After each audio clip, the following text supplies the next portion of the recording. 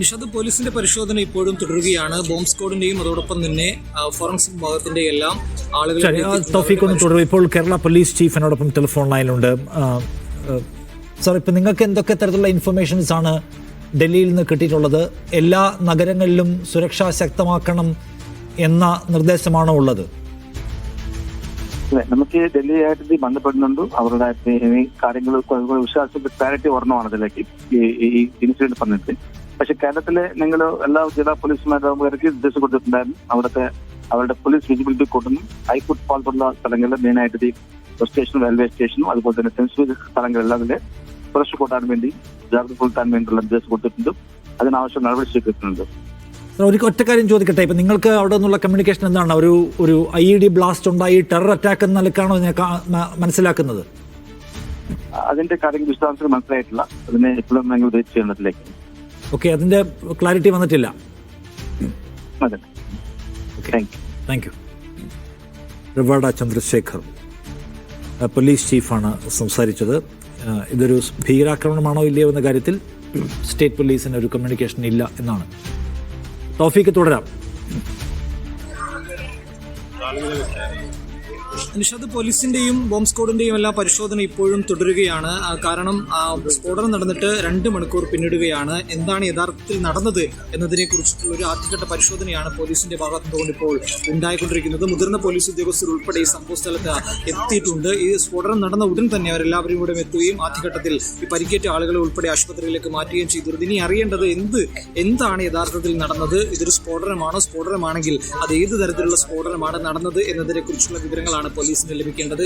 അതിനായിട്ടുള്ള പരിശോധനകളാണ് നടത്തുന്നത്. Bomb സ്ക്വാഡിന്റെയും forensic സംഘത്തിന്റെയും എല്ലാം പരിശോധന നടത്തുന്നുണ്ട്. ബോംബ് സ്ക്വാഡിന്റെ പരിശോധനയിൽ അത് മനസ്സിലാകുമെന്നാണ് പോലീസ് ഉദ്യോഗസ്ഥരിൽ നിന്നും ഇപ്പോൾ ലഭിക്കുന്ന വിവരം. ഒരു ഔദ്യോഗികമായിട്ടുള്ള പ്രതികരണത്തിന് ഡൽഹി പോലീസ് ഇതുവരെയും തയ്യാറായിട്ടില്ല. പരിശോധനകൾ പൂർത്തിയാക്കിയതിനു ശേഷം മാത്രം മാധ്യമങ്ങളോട് പ്രതികരിക്കാമെന്നാണ് പോലീസ് അറിയിച്ചിരിക്കുന്നത്. അതിനു മുമ്പ് ഇതുമായി ബന്ധപ്പെട്ടുള്ള കാര്യങ്ങളൊന്നും പറയാൻ സാധിക്കില്ല എന്നുള്ളൊരു കാര്യം കൂടി പോലീസ് ഇപ്പോൾ അറിയിച്ചിട്ടുണ്ട്. പരിശോധന ഇപ്പോഴും തുടർന്നുകൊണ്ടിരിക്കുകയാണ്. കാരണം ഡൽഹിയെ സംബന്ധിച്ചിടത്തോളം ഡൽഹിയെ വലിയ ഞെട്ടിച്ചൊരു ബോംബ് സ്ഫോടനമാണ് ഉണ്ടായത് എന്നാണ് നിലവിൽ ചില ദേശീയ മാധ്യമങ്ങൾ ഉൾപ്പെടെ റിപ്പോർട്ട് ചെയ്യുന്നത്. എന്നാൽ നിലവിൽ എന്താണ് സംഭവിച്ചത് എന്നതിനെ കുറിച്ചുള്ള യഥാർത്ഥ ചിത്രം ഡൽഹി പോലീസിൽ നിന്ന് ഇതുവരെയും ഉണ്ടായിട്ടില്ല. അതുകൊണ്ട് തന്നെ ഇന്ന് രാത്രിയോടുകൂടി അതിലൊരു വിശദീകരണം പോലീസിന്റെ ഭാഗത്തുനിന്ന് ഉണ്ടാകുമെന്നാണ് നമ്മൾ പ്രതീക്ഷിക്കുന്നത്. എനിക്ക് പുറകിൽ കാണാവുന്നത് പോലെ വലിയ പോലീസ് സന്നാഹത്തെ ഇവിടെ വികസിച്ചിട്ടുണ്ട്.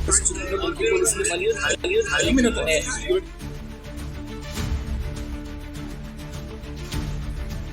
എല്ലാം അടുത്തടുത്തുള്ള സ്ഥലത്താണ് ഈ സ്ഫോടനം നടന്നത് എന്നതുകൂടി നമ്മൾ മനസ്സിലാക്കണം. പ്രത്യേകിച്ച് വൈകുന്നേര സമയമായിരുന്നു. നിരവധി ആളുകൾ വന്നു പോകുന്ന ഒരു സ്ഥലമാണ് ലാൽപ്പള്ളിയും ജമാ മസ്ജിദും എല്ലാം. അതിന് സമീപത്തായിട്ടാണ് ജമാ മസ്ജിദിന്റെ നേരെ ഓപ്പോസിറ്റ് സൈഡിലാണ് ഈ ചെങ്കോട്ടയുള്ളത്. ആ ചെങ്കോട്ടയുടെ നേരെ പ്രധാന നമുക്കിപ്പോൾ പുതുതായി ഒന്ന് അപ്ഡേറ്റ് ചെയ്യാനുള്ളത് ഈ സ്ഫോടനത്തിൽ മരിച്ചവരുടെ എണ്ണം 10 ആയിട്ടുണ്ട് എന്നതാണ്.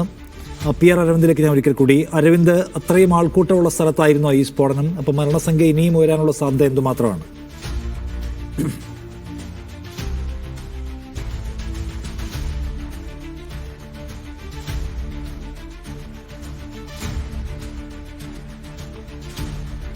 അരവിന്ദ് കേൾക്കുന്നുണ്ടോ?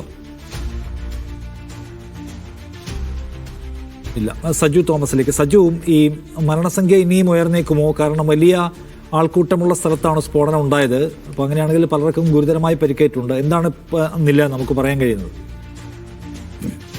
നിഷാദ്, ഇപ്പോൾ 10 പേർ മരിച്ചു എന്നുള്ള വാർത്തകളാണ് ഏറ്റവും ഒടുവിലായിട്ട് പുറത്തു വന്നിരിക്കുന്നത്. 24 പേർക്കാണ് പരിക്കേറ്റിരിക്കുന്നത്. ഈ ആശുപത്രി വൃത്തങ്ങളാണ് ഇപ്പോൾ ഈ മരണസംഖ്യ ഉയർന്നു എന്നുള്ള കാര്യം ഇപ്പോൾ പുറത്തുവിട്ടിരിക്കുന്നത്. എന്തായാലും കേന്ദ്ര ആഭ്യന്തര മന്ത്രി ഇപ്പോൾ പ്രധാനമന്ത്രിയായിട്ട് സംസാരിച്ചിരിക്കുകയാണ്.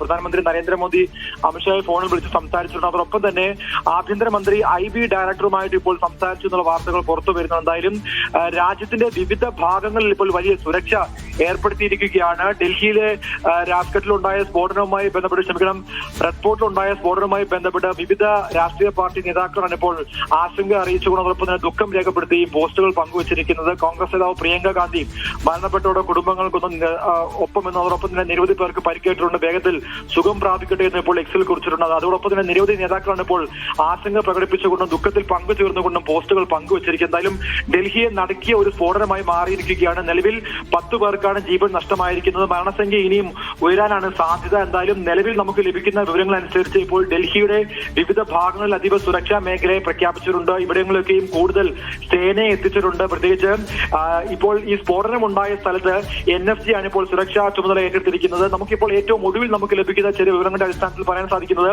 ഈ റെഡ് ഫോർട്ട് പരിസരത്തേക്ക് ഈ മാരുതി ഇക്കോ വാഹനം എത്തുകയും ഈ റെഡ് ലൈറ്റിന് മുൻപിൽ ഈ വാഹനം നിർത്തിയിടുകയായിരുന്നു. അതിനുശേഷം മറ്റു വാഹനങ്ങളൊക്കെയും അവിടെ വലിയൊരു കുരുക്കുണ്ടായതിനു ശേഷമാണ് ഇത്തരം ഒരു പൊട്ടിത്തെറി ഉണ്ടായതെന്നാണ് ഇപ്പോൾ ചില വിവരങ്ങൾ കൂടി ഇപ്പോൾ പുറത്തു വന്നിരിക്കുന്നത്. ചില ദേശീയ മാധ്യമങ്ങൾ പങ്കുവെക്കുന്നതനുസരിച്ച് മാരുതി വാഹനം ഈ റോഡിന്റെ പരിസരത്തായി വരികയും അതിനുശേഷമാണ് ഈ ഇത്തരത്തിൽ വലിയൊരു പൊട്ടിത്തെറി ഉണ്ടായതെന്നുള്ളതാണ് ഇപ്പോൾ ദേശീയ മാധ്യമങ്ങളടക്കം പങ്കുവെക്കുന്നത്. കൂടുതൽ വിവരങ്ങൾ വരും മണിക്കൂറുകൾ ലഭ്യമാകും. എന്തായാലും ഇപ്പോൾ അതീവ സുരക്ഷാ മേഖലയായിരിക്കും രാജ്യത്തിന്റെ മെട്രോപൊളിറ്റൻ നഗരങ്ങളിലെല്ലാം തന്നെ അതീവ സുരക്ഷ ഏർപ്പെടുത്തിയിരിക്കുകയാണ്. വിവിധ സ്ഥലങ്ങളിൽ മാളുകൾ, ഷോപ്പിംഗ് കോംപ്ലക്സുകൾ, അതോടൊപ്പം തന്നെ മറ്റ് റെയിൽവേ സ്റ്റേഷനുകൾ, വിമാനത്താവളങ്ങൾ അടക്കമുള്ള സ്ഥലങ്ങളിൽ അതീവ സുരക്ഷാ മേഖലയെ പ്രഖ്യാപിച്ച് പരിശോധന ആരംഭിച്ചിരിക്കുകയാണ്. മറ്റു വാഹനങ്ങൾക്ക് ഇത്തരത്തിലൊരു വലിയ തോതിൽ കേടുപാടുകൾ സംഭവിക്കണമെങ്കിൽ നമുക്കറിയാം വലിയ ഒരു സ്ഫോടനമാണ് ഉണ്ടായിരിക്കുന്നത്. 4 കിലോമീറ്ററുകളിലധികം ദൂരമാണ് ഇതിന്റെ ശബ്ദം എത്തിയിരിക്കുന്നത്. അപ്പോൾ അത്തരത്തിൽ വലിയ ഒരു സ്ഫോടനമാണ് ഡൽഹിയെ നടുക്കിയ ഒരു സ്ഫോടനം ഉണ്ടായിരിക്കുന്നത്.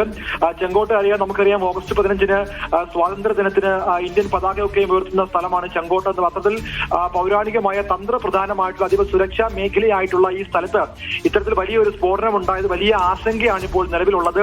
എന്തായാലും ഇപ്പോൾ നിലവിൽ നമുക്ക് ലഭിക്കുന്ന വിവരങ്ങൾ അനുസരിച്ച് NIA അടക്കമുള്ളവർ സ്ഥലത്തെത്തി ഇപ്പോൾ പരിശോധന ആരംഭിച്ചിട്ടുണ്ട്. കഴിഞ്ഞ ദിവസങ്ങളിൽ ഡൽഹി, അതോടൊപ്പം തന്നെ ഗുജറാത്ത്, ജമ്മു കാശ്മീർ അടക്കമുള്ള സ്ഥലങ്ങളിൽ നിന്ന് നിരവധി പേരെയാണ് അറസ്റ്റ് ചെയ്തത്. ഇവരുടെ പക്കൽ നിന്ന് ചില രാസവസ്തുക്കൾ 29,000 കിലോ അധികം IED നിർമ്മിക്കാൻ ആവശ്യമായ അമോണിയം, മറ്റ് രാസവസ്തുക്കളും പിടിച്ചെടുത്തിരുന്നു. അതിന്റെ ഡൽഹിയിലുണ്ടായിട്ടുള്ള ഈ സ്ഫോടനം വലിയ നടുക്കമുണ്ടാക്കിയിരിക്കുകയാണ്. ഇതിന്റെ പശ്ചാത്തലം എന്താണ്, പിന്നണിയിൽ സംഭവിച്ചത് എന്താണെന്ന് പോലീസാണ് ഇനി പറയേണ്ടത്. അത് നമുക്ക് നോക്കാം. എന്തായാലും 10 പേരുടെ മരണമാണ് ഇതുവരെ സ്ഥിരീകരിച്ചുള്ളത്.